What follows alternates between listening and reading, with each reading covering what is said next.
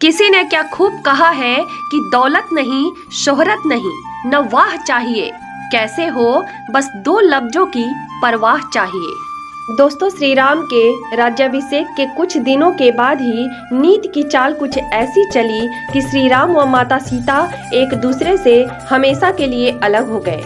इसके बाद श्री राम अयोध्या का राज सिंहासन संभालने लगे तो माता सीता वाल्मीकि के आश्रम में रहने लगी। दोनों को बिछड़े हुए कई वर्ष बीत गए तथा इस दौरान राज्य में कोई बड़े उत्सव या यज्ञ का आयोजन नहीं किया गया। तब एक दिन अश्वमेघ यज्ञ का आयोजन करने का निर्णय हुआ, जिसमें राजा के साथ उसकी पत्नी का बैठना अनिवार्य था।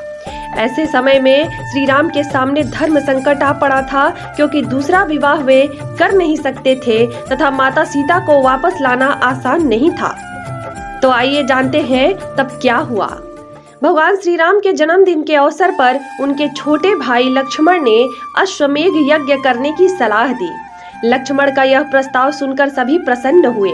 भगवान श्री राम को भी यह विचार उचित लगा तथा उन्होंने महर्षि वशिष्ठ के आदेश से अश्वमेघ यज्ञ को आयोजित करने की अनुमति प्रदान कर दी। इसके पश्चात अश्वमेघ यज्ञ को लेकर राज्य में तैयारियां शुरू कर दी गई।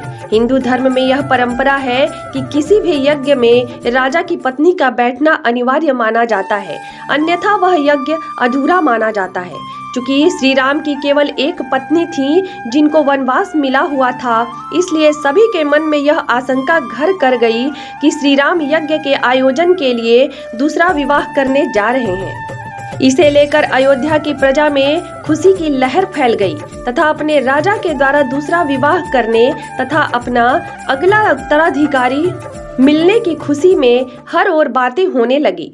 कोई किसी राजकुमारी के साथ श्री राम के विवाह का सोच रहा था तो कोई अन्य राज्य की राजकुमारी के साथ। जब भगवान श्री राम को इस बात का पता चला तो वे अत्यंत क्रोधित हो गए तथा ऋषि मुनियों व मंत्रियों को बुलाकर अपनी आपत्ति व्यक्त की।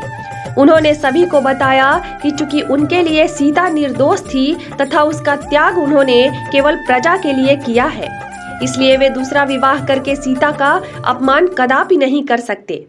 इसी के साथ उन्होंने कहा कि विवाह के पश्चात उन्होंने सीता को वचन दिया था कि वे जीवन भर दूसरा विवाह नहीं करेंगे तथा सीता को अपनी एकमात्र पत्नी के रूप में स्वीकार करेंगे, इसलिए दूसरा विवाह करने से उनका वचन भंग होता। उन्होंने सभी को शास्त्रों में इसका उपाय निकालने को कहा। अयोध्या के राजगुरु महर्षि वशिष्ठ ने श्री राम के मन की व्यथा को समझा तथा शास्त्रों में इसका उपाय ढूंढकर बताया। उन्होंने कहा कि यदि किसी कारणवश राजा की पत्नी साथ में ना हो तथा यज्ञ का आयोजन करना हो, तब वह अपनी पत्नी की स्वर्ण मूर्ति बनाकर यज्ञ आयोजित कर सकते हैं।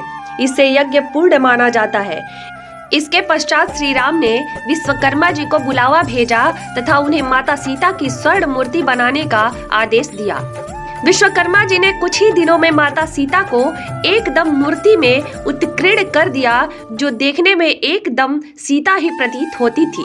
भगवान श्री राम भी सीता की स्वर्ण मूर्ति देखकर अत्यंत प्रसन्न हुए। इसके पश्चात उन्होंने सीता की मूर्ति के साथ ही अश्वमेघ यज्ञ का आयोजन किया तथा पूरे विधि विधान से सब कार्य संपन्न किए।